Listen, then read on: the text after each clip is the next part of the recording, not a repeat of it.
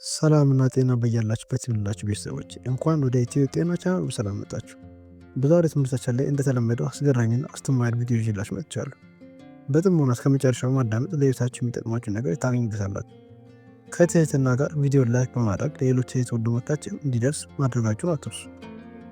የዛሬው ትምህርታችን እየተጠቀምን ያለነው ቡና መጠኑ የበዛ እንደሆነ የሚያሳዩ 6 ምልክቶችን እናያለን። እነዚህን ምልክቶች ፍጹም ችላ ማለት አያስፈልግም። ምናልባት ባለማወቅ አብዛኞቻችን ጋር ያሉ አንዳንድ ምልክቶች ምክንያቱ ይሄ ሊሆን ይችላል። አያይዘንም እነዚህ ምልክቶች ሲፈጠሩ ማድረግ ያሉብን መፍትሄዎች የምንመለከት ይሆናል። ምናልባትም ከመፍትሄዎቹ አንዱ ቡናን ሙሉ ለሙሉ ማቆም ሊሆን ይችላል።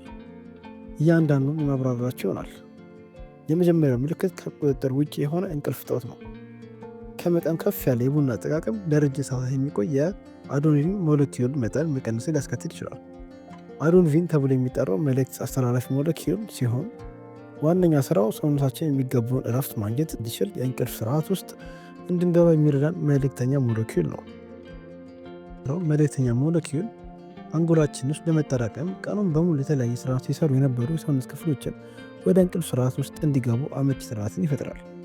ጤናማ የሆኑ የቡና አጠቃቀም ከላይ ጠቀስነውን ለእንቅልፍ ስርዓት በጣም አስፈላጊ የሆነውን ሞለኪውል ለጥቂት ሰዓት ብቻ በመገደብ ቡናን ከመጠጣት ጋር ተያይዞ የሚፈጠረውን የመነቃቃት ስሜት ይፈጥራል። በተቃራኒው የቡና አጠቃቀማችን ጤናማ በማይሆንበት ጊዜ በደም ቧንቧዎች ውስጥ ከመጠን ከፍ ያለ ካፌን እንዲሰራጭ ማድረግ ለእንቅልፍ ስርዓት አስፈላጊ የሆነውን አዶኒን ተብሎ የሚጠራውን መልእክት አስተላላፊ ሞለኪውል አንጎላችን ውስጥ በሚገባ መጠን እንዳይጠራቀም በማድረግ ለመገደብ ሰውነታችን በቀላሉ እንቅልፍ ስርዓት ውስጥ እንዳይገባ እና በቂ እረፍት እንዳያገኝ ያደርጋል። በቂ እረፍትን ሰውነታችን በእንቅልፍ አማካኝነት ማግኘት አለመቻል አንደኛ በሽታ የመከላከል አቅምን በእጅጉ ያወርዳል። ሁለተኛ ክሮኒክ ለጤና አስጊ ለሆኑ በሽታዎች የመጋለጥ እድልን ያሰፋል። ለምሳሌ ያክል ለልብና ለስኳር በሽታዎች ይዳረጋል። በሶስተኛ ደረጃ የማሰብ የማገናዘብና የማስታወስ አቅምን ሊያወርድ ይችላል። ይህ በሚፈጠርበት ወቅት በቀን እየተጠቀምን ያለውን የቡና መጠን መቀነስ እጅግ በጣም አስፈላጊ ነው። ለምሳሌ ያክል በቀን ከአንድ ሲኒ ቡና በላይ አለመጠቀም ከላይ የጠቀስኩትን ችግር ሙሉ በሙሉ ሊቀንሰውም ሊፈታውም ይችላል።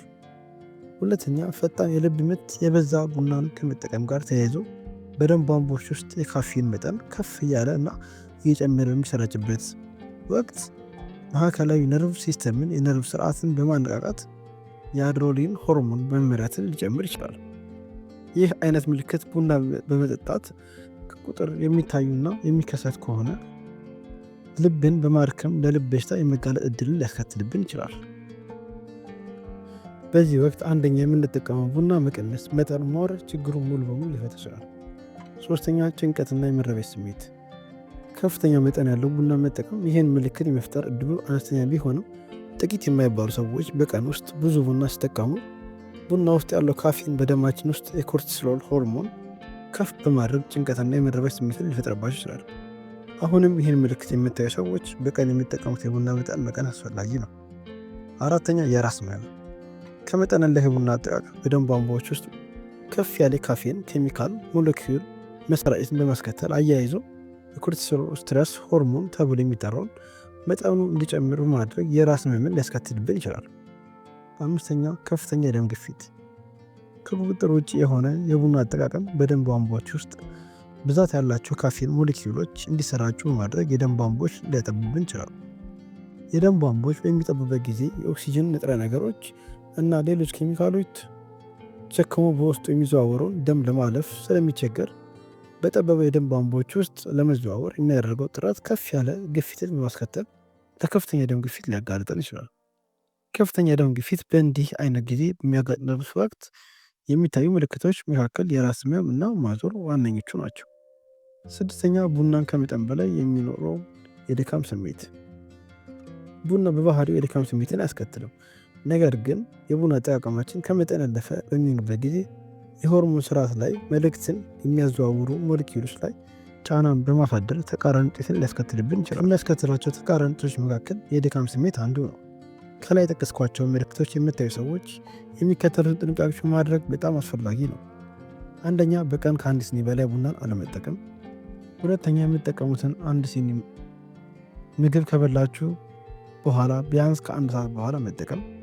ለምሳሌ ያክል ቁርስ ከተመገባችሁ በኋላ ወደ 4 ሰዓት አካባቢ ቡና መጠቀም ትችላላችሁ።